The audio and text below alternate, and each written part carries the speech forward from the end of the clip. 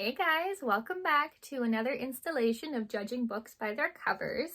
Before we get started, I just wanted to say if you have subscribed to my channel recently, thank you so much. If you haven't subscribed, please do. It's absolutely free and you'll get notified when I upload new videos, which I do tend to do on Tuesdays and Fridays, but in case that changes, or if I decide to make some more content, you'll be notified. As usual, today we have 5 books that I have never seen the covers, never heard the titles, and I'll be reacting to for the very first time, and then judging them and ranking them blindly. From 1 being the best, like this is my most favorite, I would pick this up and immediately want to take it home just based on the cover alone, to 5 being it's not my favorite, but maybe one day I might pick it up and decide, like, yeah, I might want to read it. But that being said, let's go ahead and dig in. Wow, okay, this is definitely something. So the first book we're looking at today is called Acquired Taste. It's an interesting title, mostly based on what else I'm seeing on the cover, by Clay McLeod Chapman, from the acclaimed author of Ghost Eaters. I'm sensing a theme with this author. There is a tagline kind of directly underneath the title, which is at kind of the top of the cover. It says chilling stories, so this is spooky for sure. There's a review quote right above the title that says, "A true master of horror." That's by C.J. Lead, I think is how you say that name. And that's all the words on the cover. The rest of the cover is, it looks like a drawing. So like, it looks like a pencil, like honestly colored pencil drawing. I'm not entirely sure what the background is behind. So the actual image of the cover is a human, like a person's hand.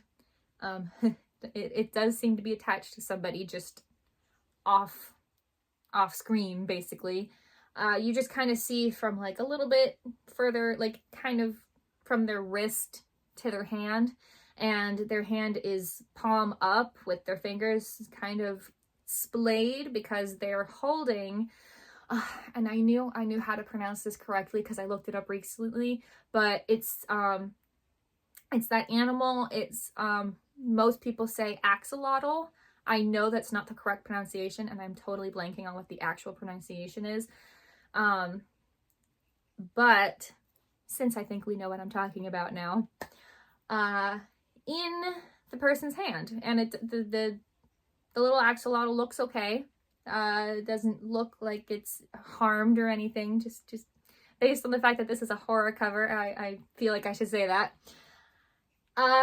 And there's nothing really special about it. Like the person's hand is definitely a woman. The fingers are very slender and long, and it's just it would be very surprising to me if this was someone other than a woman's hand. But what's behind the hand and the axolotl is a little confusing to me because the cover from like the mid-page down is black, like a void, but then there's a white half, like the rest of the cover is white from like middle of the cover and up, and it almost looks like a tablecloth kind of, which is a little scary, especially since it says acquired taste. If it's not already incredibly obvious, horror, especially reading horror, is not my thing.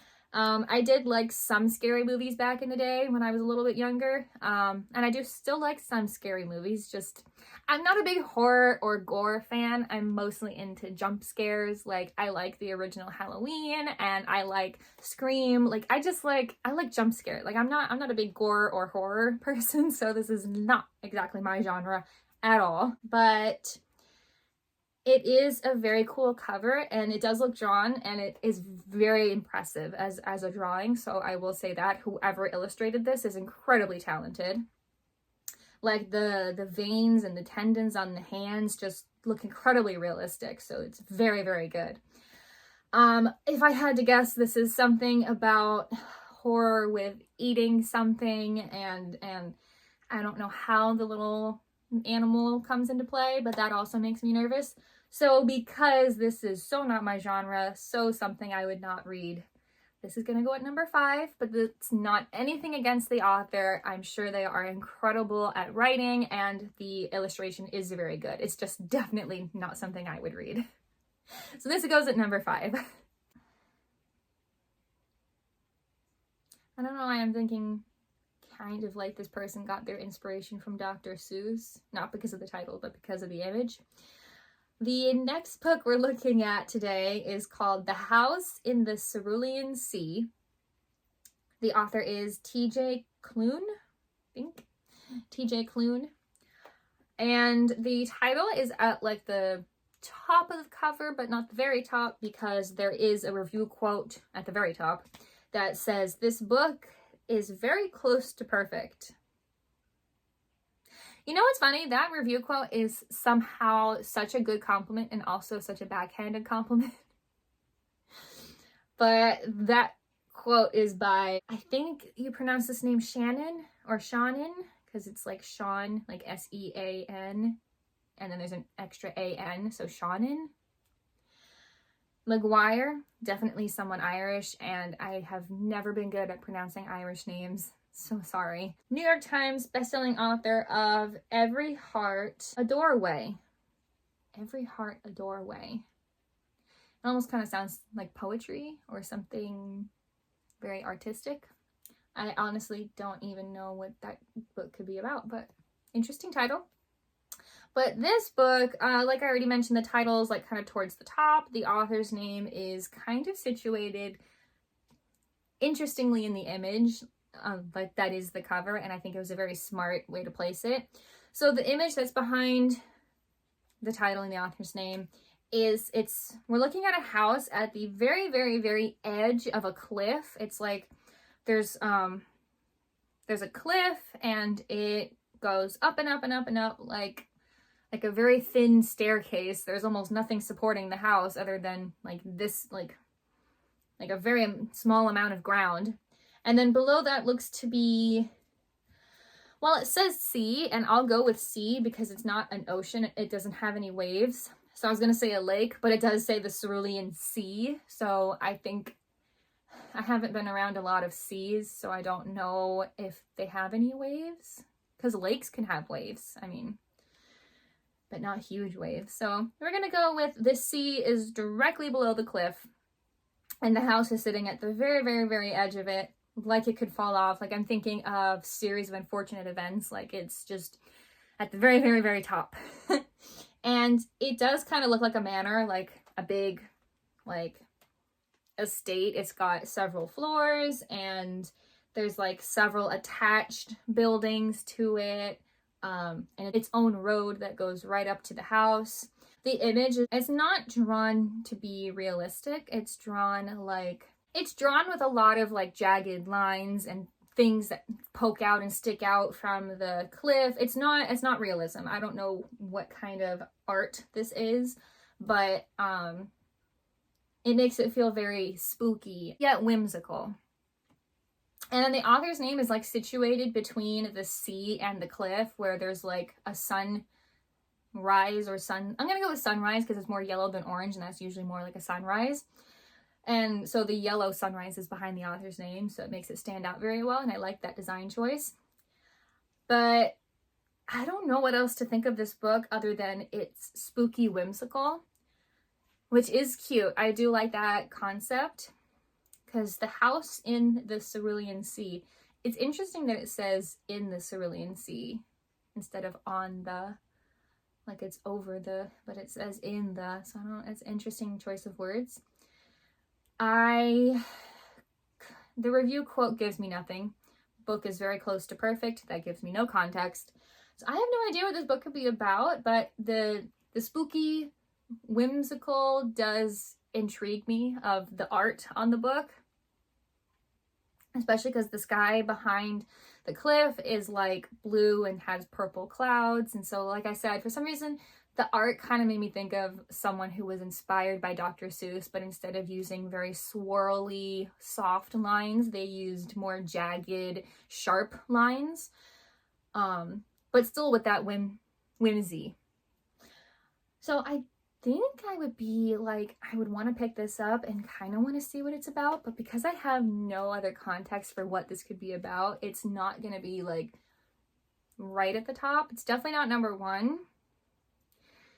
But in terms of how likely I would be to pick this book up, I don't know. I feel like it's kind of in the middle for me, just because I have no idea. And it is a little bit different than what I normally read, because normally I can guess if it's fantasy or thriller, and I just don't know what this is. So I think I'm going to put it at number 3.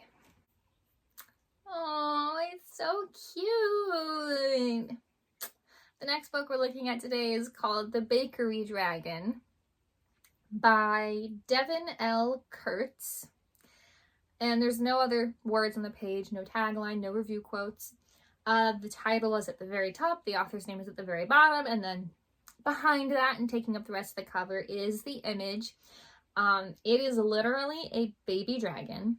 Like, it's very little, and then the eyes are like kind of big, so I'm thinking it's a baby, or at least supposed to be. But the baby dragon is facing away from us. It looks like he's sitting on a windowsill or like a street, staring up into a window display of a bakery. And in the window display is all kinds of things you find in a bakery. Baguettes, other kinds of loaves of bread, rolls, bread rolls, bagels, croissants, everything, and the colors are very warm. So it's almost like the lighting coming from within the bakery is so orange and yellow that it's making all of the other things look kind of the same color. And the baby dragon is facing the window and looking up, so we're looking at the dragon's back, and it's so cute. I think this is adorable. I would so pick this up because I think it's so cute, and I imagine it's just a cute little story of a dragon stumbling into a bakery and any little adventures that ensue. And that sounds super cute. I would probably pick this up pretty quick, and I would think about reading it, so let's put it at number 2. So we only have spots 1 and 4 left. I feel like that's happened a lot lately. It's always spots 1 and 4 that are left. This feels like a drama, but the title is weird. The next book we're looking at today is called Sandwich. Yep, that's the title. A novel by Catherine Newman. That's the author. And the title is in the very middle of the cover, and then the author's name is at the very bottom, but below the author's name, it does say author of We All Want Impossible Things. That also sounds like a drama. There is a review quote at the very top right corner of the cover that says, "Sandwich is joy in book form. I laughed continuously, except for the parts that made me cry. Catherine Newman does a miraculous job reminding us all of the wonder there is to be found in life." And that's by Anne Patchett.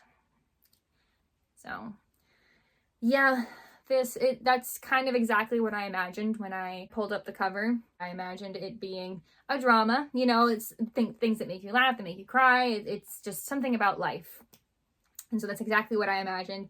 And the reason why I imagined that is the title. Nope, that gave me absolutely nothing. It's the image on the cover. So the image, it looks like a photograph of it's like a deck, like from a house, but we're getting the perspective of someone standing on the deck, taking a picture of the rest of the deck that they can see through the camera. And then behind that is the other house that's like their neighbor or something. And on the deck, there are several deck chairs. I think they look like Adirondack chairs, but I'm not sure. And then there's some beach towels kind of thrown onto the railing, like on the deck, and maybe a couple of water bottles or maybe some sunscreen bottles. And yeah, The yard looks very like you're at the beach, you know, it's like a beach house. It's like the grass is kind of overgrown and you see like some bushes and things, like things that you normally see growing near a beach. And then the house, like the neighbor's house that we see in the background, is pretty normal house, 2-story, has a little wraparound deck. Does look like something you'd see as a beach house.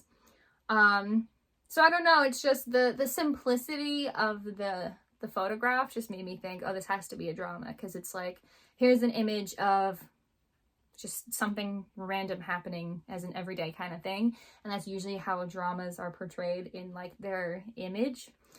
So I would pick this up and consider reading it. It does seem very, I don't always read dramas, but I do like them, so it does seem up my alley a little bit. So, but because it doesn't feel like number 1, I'm gonna put it at number 4, but I would pick this up. I would be interested in knowing what it's about. So that does mean that the last one goes at number 1. Hopefully I like that. Ooh. Okay. All right, I do like the cover. This is promising. So the last book we're looking at today that goes at number 1 is called Boleyn Trader, and it does seem to be Boleyn as in Anne Boleyn, one of the wives of Henry VIII, by Philippa Gregory. And there is kind of like a tagline, but it's all like one-word sentences. Sister, liar, witness, spy. And those are all the words on the page. The author's name is at the very top and the title's at the very bottom, and then the tagline is kind of to the left of the image. We're looking at a person, it's a woman, and I'm gonna guess it's the person we're talking about, sister, liar, witness, spy. So I'm gonna guess that this is either actually Anne Boleyn's sister who betrayed her or did something, or at least some woman in her life that was close enough to be a sister. Who betrayed Anne Boleyn. So that's what I'm gonna guess. And it is quite a cover, because the woman on the cover is dressed like she's royalty, but also in armor, like she's a warrior. It's like she's going to war, kind of.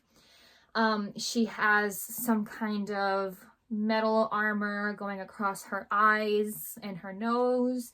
And then she's got like a very big like gown on, like it's got puffy sleeves and it's got the gold and orange colors that royals would wear. And she has very, very white skin and reddish brownish hair, and she has a lot of jewelry on as well. But underneath all of that, because we only see that kind of outfit from like her hips and up, because underneath that is a bunch of animal skulls, like